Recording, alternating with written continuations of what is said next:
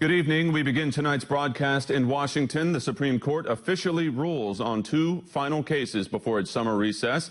They first ruled that public sector unions cannot make non-members pay fees, saying that the fees violate non-members' First Amendment rights.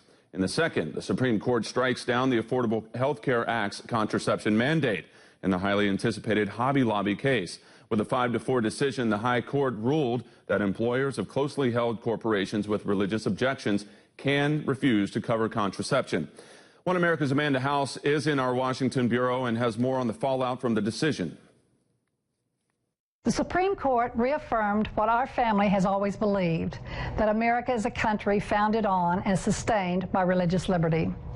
It's been a long journey, but an important one for our family and for those who wish to be guided in all areas of life, including their businesses, by faith and conscience.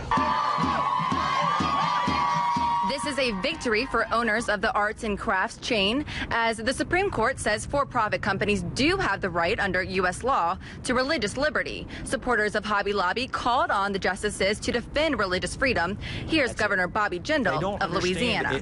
Religious liberty goes beyond just worshiping in the pews. The reality is religious liberty created America. America didn't create religious liberty. So yes, this is about the Green family and Hobby Lobby, but it's more than that. It's more than just one family saying we don't want to pay for abortifacients. There is no freedom of speech without religious liberty. There is no freedom of association. The other rights are predicated on religious liberty. On the other hand, opponents of Hobby Lobby are devastated by today's news. What we have today is 5 male justices ruling that essentially discrimination against female workers is not discrimination at all. I think it's very disturbing. I think it sets a precedent that could affect all Americans, and I think everyone should wake up and smell the coffee.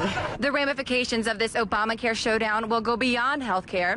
We saw this back in 2010 in another landmark decision involving the rights of corporations with Citizens United. The government will now have to accommodate closely held corporations that have religious objections, which many legal experts predict will now include objections to blood transfusions, vaccines, and other types of religiously contentious procedures.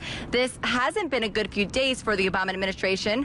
Just last week, the Supreme Court ruled that the president has been abusing his presidential powers with certain recess appointments, and Speaker of the House John Boehner is filing a lawsuit against the president, saying he has misused his presidential authority. This Hobby Lobby decision is now only adding to the president's misery. Amanda House, One American News, Washington.